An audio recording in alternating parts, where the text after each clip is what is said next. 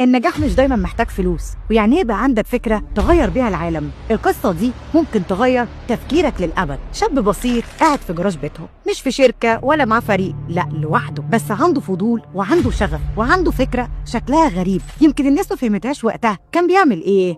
كان بيجمع نظارات قديمة، يفتحها يفكها يعدلها، وساعات يفضل يشتغل للصبح، يدوخ ويتعب ويفشل، بس كان دايما بيرجع لانه كان مؤمن بحاجه لسه الناس ما شافتهاش. قرر ينزل فكرته على موقع بيجمع تبرعات. كان بيحاول يجمع شويه دولارات تساعده يكمل، لكن هنا حصلت المفاجاه. في ساعات جمع 250 ألف دولار، وفي أقل من شهر المشروع دخل فيه 2.5 مليون دولار. 2.5 مليون دولار ليه؟ لأن الناس شافت الحلم، حست بالشغف، حبت الفكرة، وكمان دعمته من قلبها. وبعد سنتين بس المشروع اتباع لواحدة من أكبر الشركات في العالم بمليارات. تخيلوا، مليارات، من جراج بيته ل2.5 مليار دولار. عارفين مين الشاب ده؟ ده بالمر لوكي، مخترع نظارة الواقع الافتراضي، واللي فيسبوك اشترتها منه وهو عنده 21 سنة بس خليني أقول لك بقى الحتة اللي الناس مش بتشوفها. بالمر لوكي رغم عبقريته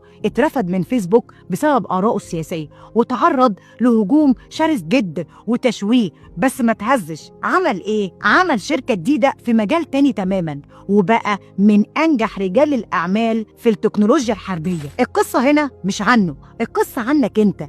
ليه الناس اللي معاها كل حاجة مش بتنجح؟ وليه ناس بدأت من الصفر ووصلوا للقمة؟ أنا شفت ناس كتير عندهم تعليم وعلاقات وإمكانيات وبرضه فشلوا، وشفت ناس بدأت من الصفر ونجحوا نجاح مرعب. ليه؟ لأن النجاح مش موارد، النجاح عقلية، مايند سيت. اللي بينجح هو اللي بيبدأ حتى لو خايف، حتى لو مش جاهز، حتى لو لوحده. واكتر كده بتوقفنا اننا لازم نستنى لحد ما نبقى مستعدين. بس الحقيقة الناس مش مستنياك مستعد، الناس مستنياك تبدأ. وانا بقولك ابدأ حتى لو من جراج بيتك، ابدأ حتى لو حلمك كبير، ابدأ حتى لو مش شايف الطريق كله. كل يوم بنسعى نكون نسخة أفضل من نفسنا. مش مهم أنت فين دلوقتي، المهم أنت رايح فين.